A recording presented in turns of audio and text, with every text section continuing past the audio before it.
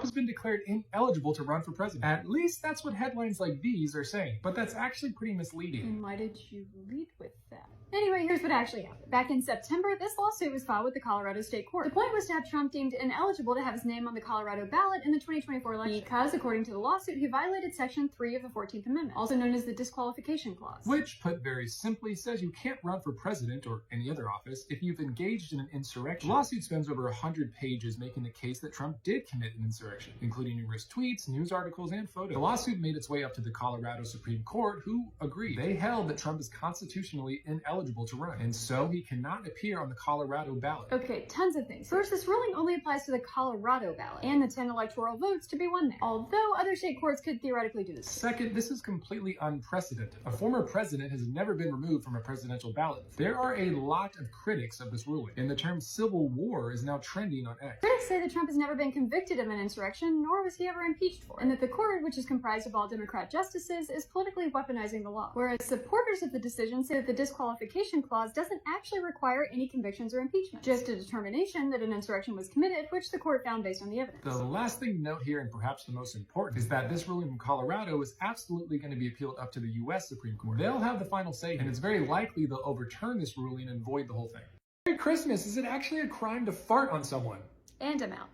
People have asked. No one's asked. So the most likely criminal offense here would be battery. And I actually found one case where someone was charged with battery for farting on someone. Enter Jose Cruz, a steel worker from West Virginia, who was pulled over at night for driving with no headlights. He ended up failing 3 sobriety tests and was taken to be breathalyzed and booked at the police station, where, according to court documents, he passed gas and fanned it with his hand at the police officer who arrested him, stating, "Here, put that in your breathalyzer," to demonstrate. No? The court documents go on to explain that the gas was very odorous and created contact of an insulting and provoking nature. Cruz, for his part, admitted to weaponizing his fart. But okay, how is this actually a crime? Well, battery simply involves intentionally making harmful or offensive contact with someone else. That's really it. It's a super broad crime. And in this famous case, the court held that intentionally blowing cigar smoke at someone's face can constitute battery. So it stands to reason that blowing butt smoke could also count. All that said, while Cruz was charged with battery, prosecutors ended up dropping the charge while still pursuing that DUI. A 10-year-old boy in Mississippi was arrested for peeing in a parking lot. Seriously? Our last video was about farts. This one's actually important. Anyway, reports say that the boy was waiting for his mom in the car in a parking lot and had to use the bathroom. But he couldn't find one, so he chose to just go outside beside the car. A passing police officer happened to see this and approached him. This first officer went to go find the mom and just warned both of them that he couldn't be peeing in public. Fair enough. But then other officers showed up and one of them insisted on arresting the boy. And so he was put in the back of a police car and brought to the police station to be booked, which included being placed in a jail cell. The boy then entered a plea bargain with prosecutors and the judge gave him 3 months probation. And also assigned him a 2-page book report on Kobe Bryant for some odd reason. So, yes, urinating in public is illegal, but police always have the discretion to not enforce the myriad laws we all break every day, and many believe these officers should have used that discretion here. In fact, the arresting officer has actually been fired for violating the department's policies on dealing with juveniles, and the boy's mother argues that his race played a role in choosing to arrest. But it's very important to understand that it wasn't just the police choosing to arrest a 10-year-old boy. Prosecutors also chose to actually file these charges and proceed with them, and the judge also chose to hand down a sentence. It's important to understand that in the criminal system, there are 3 levels of power, and all 3 of them have the power to say, meh, this case is pretty dumb and I'm not dealing with it. And many think it was dumb to actually arrest, charge, and sentence this boy, considering that Mississippi has much more serious crime it could be focusing on, like, for example, the highest murder rate in the nation. Join us for a day in the life where we get invited to a fancy movie premiere. And Macklin poses the question, will joining the ranks of the Hollywood elite finally make him happy? Yes. And before anyone asks, Macklin dislocated his shoulder, but don't give him any pity because he's already milking it way too hard. Anyway, we start our trip with a flight from Nashville to LA. Unfortunately, our private jet was grounded per a federal judge's orders after Macklin instructed the pilot to fly in the shape of 2 balls around the Washington Monument. So we settle with first class on America's premier airline. Sponsor us, Delta! When we land, Ashley hops off the plane at LAX with nothing but a dream in her cardigan.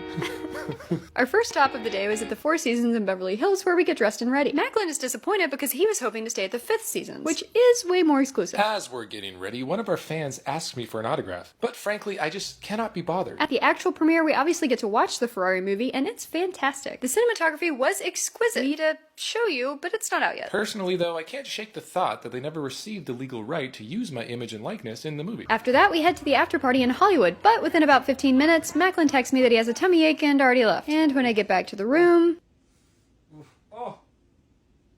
employees at a sporting goods store were fired for a reason that might surprise you. So these employees were selling a pistol to a customer. Or so they thought. The customer actually snatched the firearm and ran out of the store. Because stealing guns is, bad, 3 employees chased the thief all the way to the parking lot. But they lost sight of him and he got away. A few days later, upper management fired these 3 employees. Not because they were too slow, but rather because they decided to chase the thief at all. The store's internal policy on loss prevention states that employees are not allowed to chase or physically subdue any shoplifters. And that's actually a really common policy. Companies have pretty universally decided that they rather just accept the cost of lost merchandise than risk lawsuits from employees trying to stop shoplifters. Because the employees could get hurt, leading to workers' comp claims, or even the shoplifter could get hurt. And as ridiculous as it might sound, shoplifters have been known to sue for getting hurt while stealing. Whether or not you agree with it, that's the logic here. What's interesting though is that these job policies are actually different from the law. Although companies don't want employees stopping shoplifters, most states do give employees the legal right to do so. This is called the shopkeeper's privilege, which generally applies as long as these criteria are met. This is a good example that your job's policies are not the law. And employers can fire your ass for doing something even if it's technically legal. Like calling your boss a big fat stinky poo-poo face.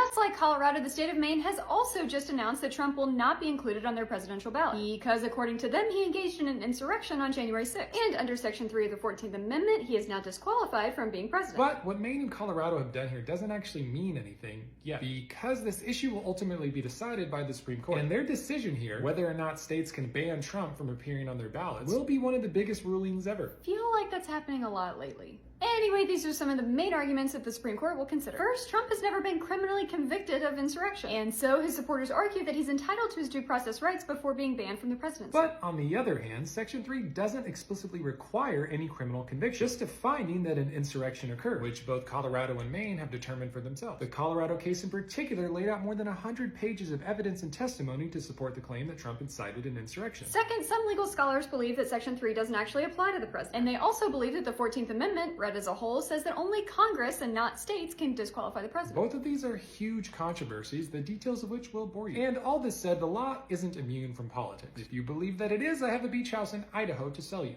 Got a beach house I could sell you in Idaho. And the Supreme Court currently skews conservative, with 3 of the 9 justices actually appointed by Trump himself.